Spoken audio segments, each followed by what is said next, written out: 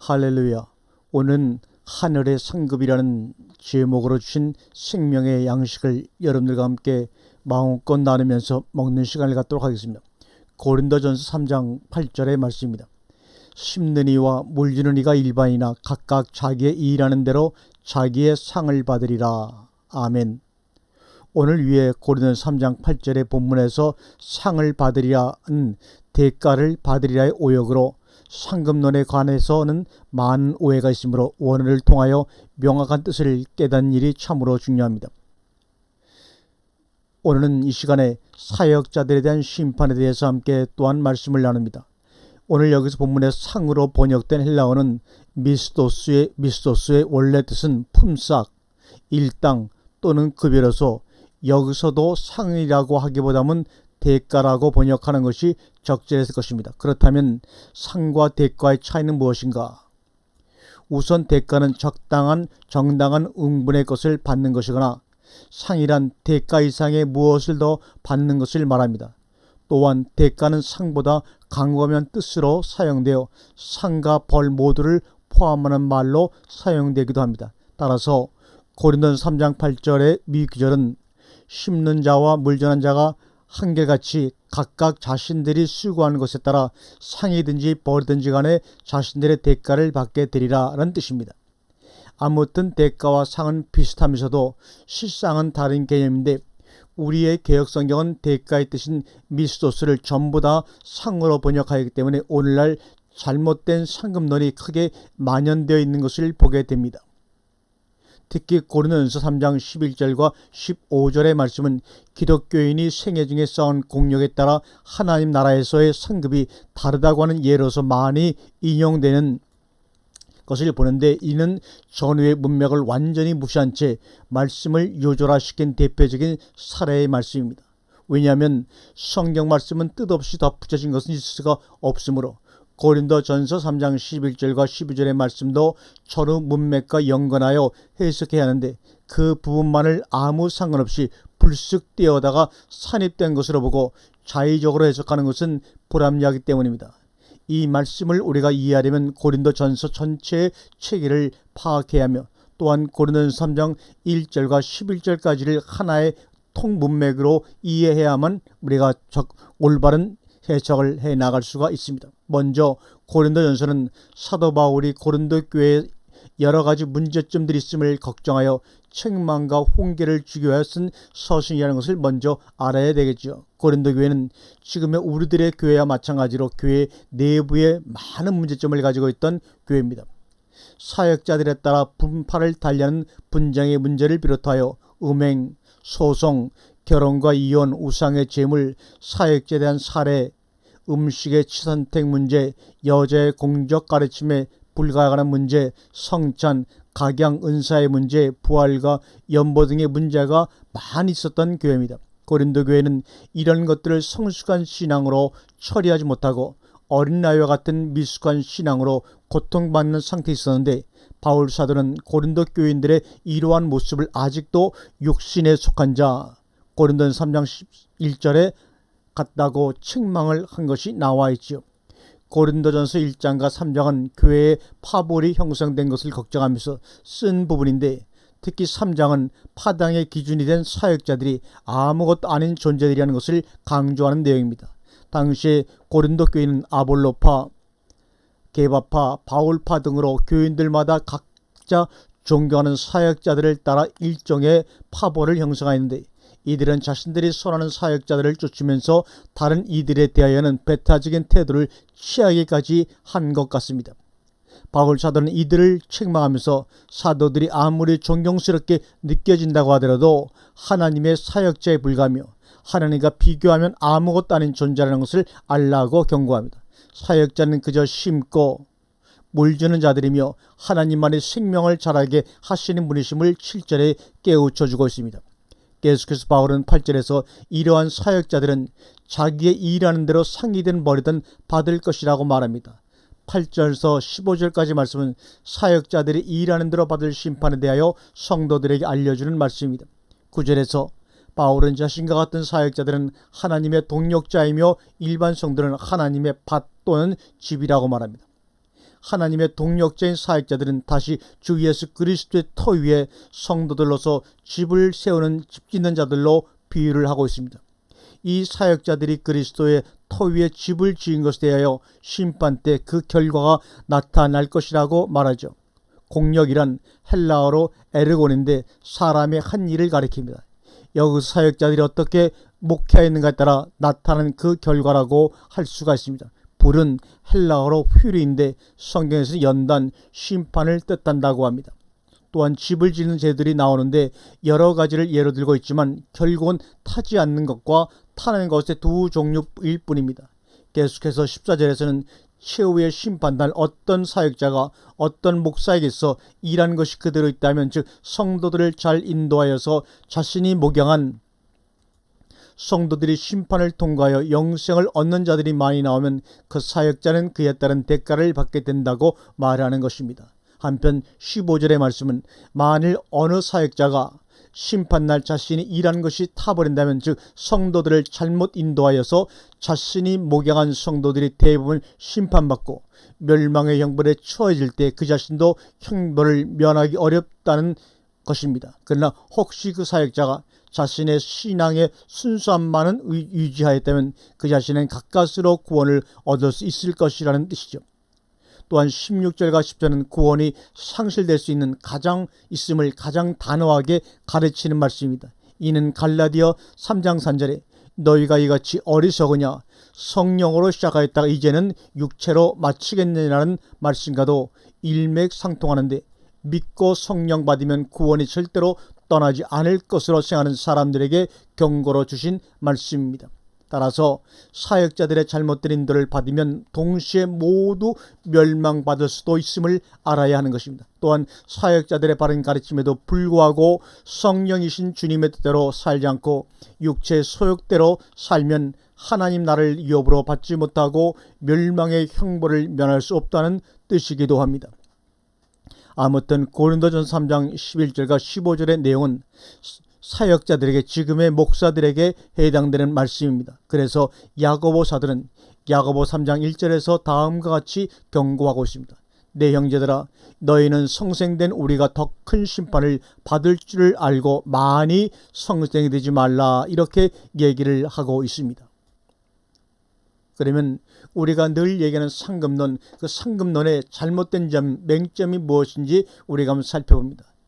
우리가 이상하게 살펴본 바와는 달리 흔히 생각한 대로 고린도전서 3장 11절과 15절의 말씀을 성도의 신앙생활에 열심에 따른 상급론으로 만들어버린다면 어처구니 없는 이기적인 신앙과 동시에 태만한 신앙을 불러일으키기도 합니다. 혹자는 위의 구절을 인용하면서 하늘나라에 가서 사람마다 받게 될 상이 다르다고 말하기도 하며, 심지어는 하늘나라에서 자기가 들어갈 집마저도 차별이 있을 것이라는 탐으로 웃지 못할 이야기를 하는 것도 들어보았습니다.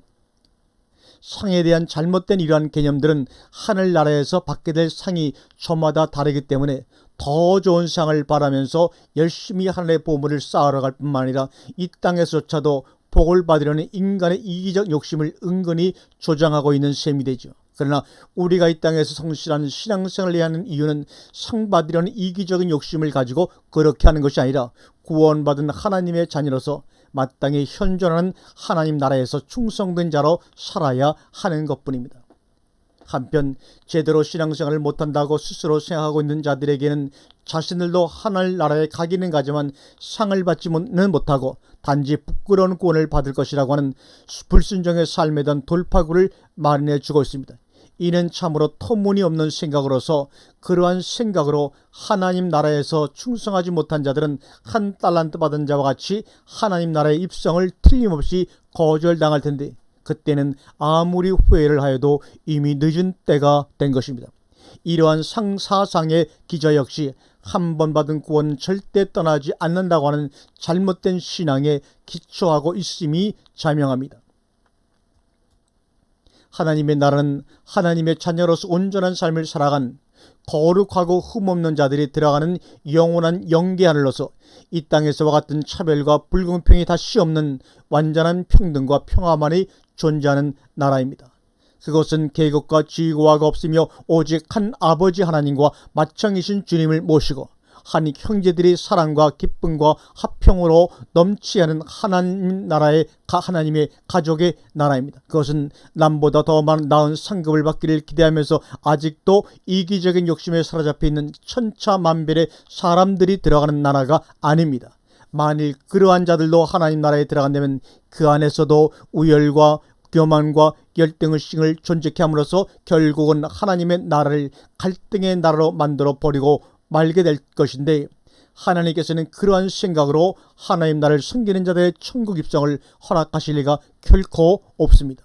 따라서 하나님을 잘 섬기고 못 섬기에 따라 하늘나라에서 상급이 달라지는 것이 아니라 하나님의 뜻대로 산 자들만이 구원의 완성을 이루어 천국에 입성하게 될 것이며, 비록 교회 안에 있는 자들일지라도 하나님 뜻대로 살지 못한 자들은 아예 단 한 명도 하늘나라에 들어가지 못할 것입니다. 우리의 받을 상이란 다름 아닌 천국 입성인 것입니다. 그것으로 충분한 것입니다. 영원한 하늘나라의 완전한 아름다움에 대한 인식이 부족한 자들이 하나님 나라에서 상급의 차등을 말하는 것이지, 하늘나라의 진정한 가치를 아는 자들은 천국 입성 그 자체가 가장 큰 상급이라는 것을 알게 됩니다.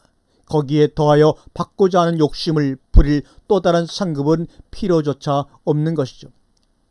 우리가 이 상에서 살펴본 것처럼 상급론은 허무맹랑한 공상임이 틀림없는데도 불구하고 많이 왜곡되고 있는 것은 인간의 본질적 욕심의 문제를 완전히 해결받지 못한 채 아직도 부족증에 걸려있는 인간들에게는 달콤한 유혹이 되기 때문입니다. 이들은 상급론의 맹점을 말한다면 대뜸 그렇다면 신앙생활을 열심히 할 필요가 없지 않은가라고 반문합니다. 반문을 하는 그 자체에서 벌써 상을 위해 신앙생활하고 있다고 하는 자신의 욕심을 드러내고 있는 증거입니다. 우리가 주님을 믿고 하나님을 섬기는 것을 하나님의 자녀가 되었기 때문에 자녀로서 당연히 아버지신 하나님을 기쁘게 드리기 위하여 우리의 내면에서 다스리시는 주님께 순종하는 것이 어떤 대가를 바라고 신앙생활을 하는 것은 아니지 않습니까? 주님께서는 하나님의 뜻대로 각 사람에게 달란트와 은사를 주셨습니다. 우리는 그 받은 분량대로 하나님을 섬기고 하나님의 나라를 위하여 그것들을 사용하여야만 합니다. 만일 그렇지 못하고 불충한다면 한 달란트 받았던 자처럼 그 받은 한 달란트마저 빼앗기고 천국에 들어가지 못하는 자가 될 수도 있습니다. 따라서 우리는 받은 분량대로 하나님 나라를 위하여 충성해야 하는 것입니다. 사도 바울과 같이 많이 받은 이에게는 많이 받은 대로, 또 적게 받은 이는 적게 받은 대로 각자의 주신 달란트 은사를 가지고 하나님 나라 확장을 위하여 수고하여야 한다는 뜻입니다. 혹자는 성도들에게 주시는 면류관의 종류가 여러 가지로 나타나고 있는 것을 성도의 받을 상급이 다른 것으로 오해하는 경우도 있는 것 같습니다. 면류관은 헬라어로 스테파노스인데 경기의 우승자에게 머리에 씌우는 월계수관을 가리키며 승리를 상징하는 것이 바로 헬라어 스테파노스입니다. 따라 성도들에게 면류관을 씌워주신다고 하신 것은 바로 이 땅에서 우리의 신앙생활을 마치고 구원의 완성을 이루었을 때 하나님께서 우리에게 경기에 승리한 자에게처럼 아름다운 천국 입성을 허락하신다는 의미입니다. 성경에 나오는 면류관의 종류는 디모데후서 4장 8절에 의의 면류관, 야고보 1장 12절에 생명의 면류관, 고린도전서 9장 25절에 썩지 않는 면류관, 베드로전서 5장 4절에 영광의 면류관, 데살로니가전서 2장 19절에 자랑의 면류관 5가지가 나옵니다. 면류관이 여러 종류가 있는 것은 사람마다 쓰게 될 면류관이 다르기 때문이 아니라 천국에 입성한 하나님의 자녀들에게는 어느 누구에게라도 이 5가지의 면류관을 다 씌워주신다는 뜻입니다. 면류관은 물질로 된 것이 아니기 때문에 면류관마다 상징하고 있는 그 의미가 중요한 것입니다. 즉 면류관이란 천국에서 사람들이 쓰고 다니는 것이 아니라 하늘나라의 5가지 속성을 의미하고 있습니다. 의의 면류관, 생명의 면류관, 썩지 않는 면류관, 영광의 면류관, 자랑의 면류관, 이렇게 말입니다. 천국에 입성한 자들은 의롭게 되며 영원한 생명을 가지고 영원히 썩지 않는 존재가 되며 영광이 넘치고 자랑스러운 모습을 모두 가지게 될 것이라는 말씀에서 면류관을 얘기하고 있는 것입니다. 상급론으로 거론되는 또 한 가지 성경 구절은 우리가 고린도서 15장 42절입니다. 해의 영광도 다르며 달의 영광도 다르며 별의 영광도 다른데 별과 별의 영광이 다르도다라는 말씀인데, 이를 문맥적으로 이해하지 못한 자들은 하늘나라에서 받게 될 영광이 사람마다 다른 것을 오해하고 있는 것 같습니다. 다시 말해서 상급 차이로 다름을 말한다고 여기는 것 말입니다. 그게 아니라 해는 해대로 다른 달대로 각자 자기의 영광이 있다는 것을 의미하는 것이지, 뭔가 상급이 차이가 있다는 것을 얘기한다고 하는 것은 절대로 아님을 속지 마시길 바랍니다. 5달란트, 2달란트를 받아 충성했지만 똑같이 칭찬이 있었던 것 같습니다. 결국 이 말씀은 15장에서 부활에 대하여 설명하면서 썩을 몸과 썩지 않을 몸을 비교하여 육체에 속하지 않은 신령한 몸이 있음을 가르치는 것이지, 결코 부활 후에 성도의 충성도에 따라 영광이 다르다는 뜻으로 해석할 수는 없습니다. 그러면 영광이란 무엇인가? 영광은 헬라어로 독사라고 하는데 히브리어로는 카보드입니다. 카보드는 무겁다란 뜻을 가진 카베드라는 상태 동사에서 난 말이기 때문에 원래 의미가 무거움을 내포하고 있습니다. 카보드는 무거움이란 뜻에서 발전하여 가치라는 뜻으로 사용되는데, 그것은 무거운 것이 대개 가치가 있는 것들이 많기 때문입니다.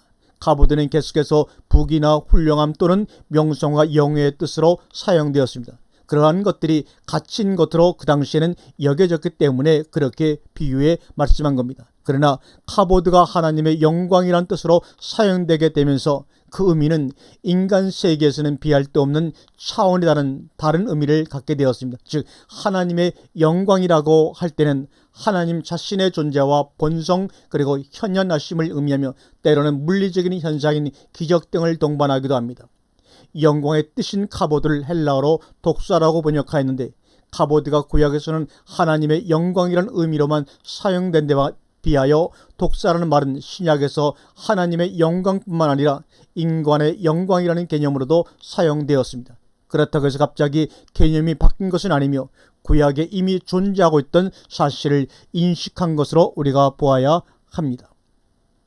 고린도전서 11장 7절에서 바울은 남자는 하나님의 형상과 영광이니 그 머리에 마땅히 쓰지 않거니와 여자는 남자의 영광이니라 함으로써 형상과 영광을 어느 정도 같은 의미로 사용하고 있으며, 로마서 1장 23절에서는 썩어지지 아니하는 하나님의 영광을 썩어질 사람과 금수와 버러지의 형상의 우상으로 바꾸니라고 함으로써 영광을 형상이라는 말로 자연스럽게 대체해서 사용하는 것을 볼 수가 있습니다.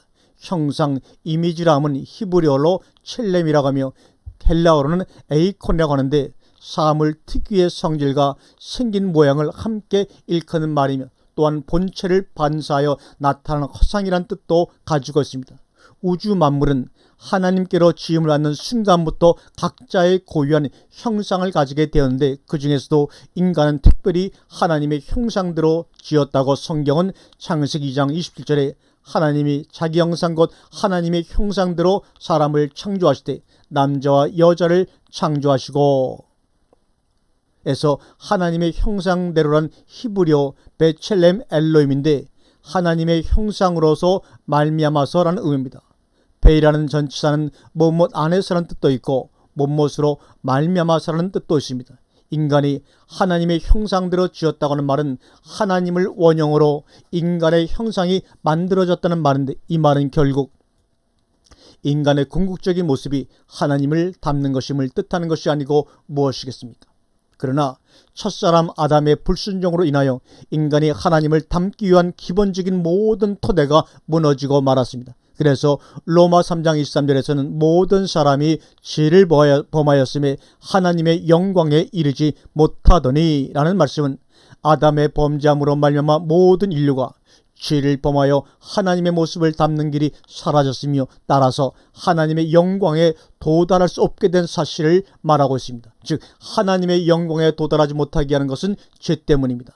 하나님의 자녀일지라도 죄가 있으면 하나님의 영광, 하나님의 모습이 깨져버려 하나님의 영광에 도달하지 못하는 것입니다. 그러나 하나님께서는 아들 예수 그리스도를 통하여 인간이 하나님의 형상으로 화할 수 있는 길을 새롭게 만들어 주셨습니다.